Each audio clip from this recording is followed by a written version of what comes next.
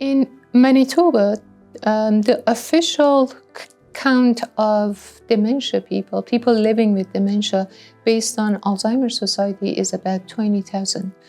However, this is way underestimated because many people do not go seek actually official diagnosis or go to doctor. I would multiply this number at least by 3, like 60,000. And I would say that is a much better estimate. Many of our participants in the study participant that we have, they are not even seen a neurologist or psychiatrist. They don't have an official diagnosis. And usually I ask them to go see a doctor to have an official diagnosis. That's why that I think the number of people living with mild cognitive impairment and some degrees of dementia is way more than that 20,000. One fact that shouldn't be ignored is that about neurodegenerative diseases like Alzheimer's, we know that it can start even 20 years prior to official diagnosis. So there has been many years that the person starts to decline, but it is a very subtle changes that the closest person, like his spouse, may notice it, and they say, oh, okay, he or she was under stress, or maybe the lack of sleep, or maybe just simply aging. But not really, it starts way in advance. And the key is, in fact, to recognize the very early onset of it. Very early onset doesn't mean that onset at very young ages. No, whenever it is, the very subtle changes is occurring. That's important to be detected because the earlier we detect them, the better outcome of the interventions. And the key symptom of Alzheimer's, if you're asking me, I would say it is a subtle change in navigation, in orientation, basically a spatial cognition. A very subtle change, not a significant change. As the disease progresses, then the patients start to be confused over navigation. Then about, let's say, 2 years after diagnosis, they may get lost in the neighborhood. But this is quite specific to Alzheimer's, I would say. Vascular dementia, they don't show these subtle changes of spatial cognition right off the bat at the beginning.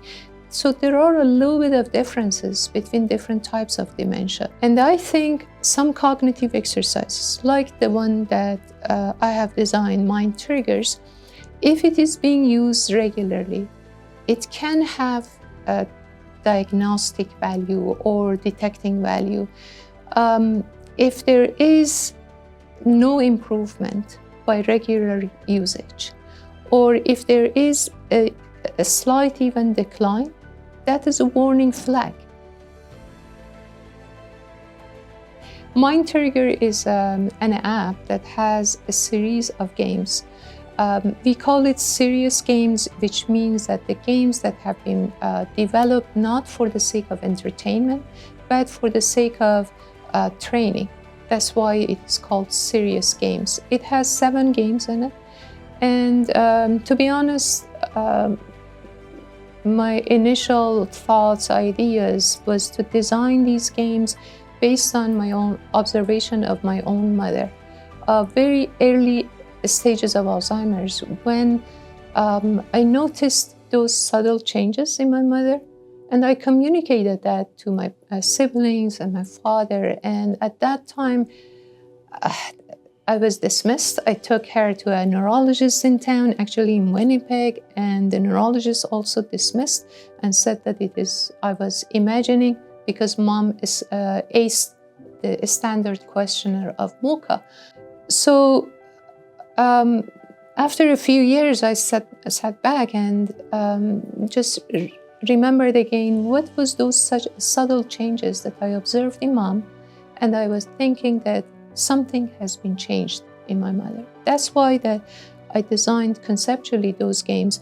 But what it makes it overall a unique app is that it has been geared toward the capabilities of people who are losing their memory, who are at the onset of the dementia.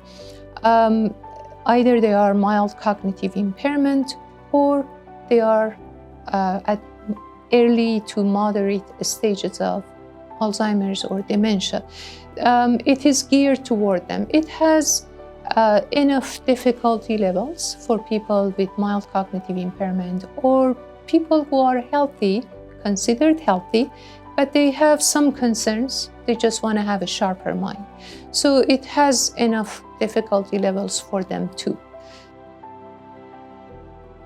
The key is to keep the brain active, challenging. For the muscles, we all believe that we know that use it or lose it. And we forget about our brain, that these neurons, if you don't use it, then the brain is such a smart organism and say that if you are not working, why should I feed you? Go die. A neuron can die if it is not being activated. So if we become couch potato and do nothing, yeah, we may develop dementia, either neurodegenerative or simple aging dementia. But I believe cognitive training, cognitive stimulation can help to prevent. I'm not saying that if you do Mind Trigger app, you will avoid dementia, not at all. Mind Trigger app is just one of the means. Have a healthy diet, have a healthy life, and active life. Start learning some new language. Learning a new language is one of the very best way of keeping the brain active. Start learning a new instrument, music, and keep dancing, by the way. Also dancing is very important. In fact, working on our balance is very important because it exercises vestibular system, and our studies show that vestibular system has a role in the neurodegenerative dementia as well. So the more you exercise it, the better your cognitive status can become.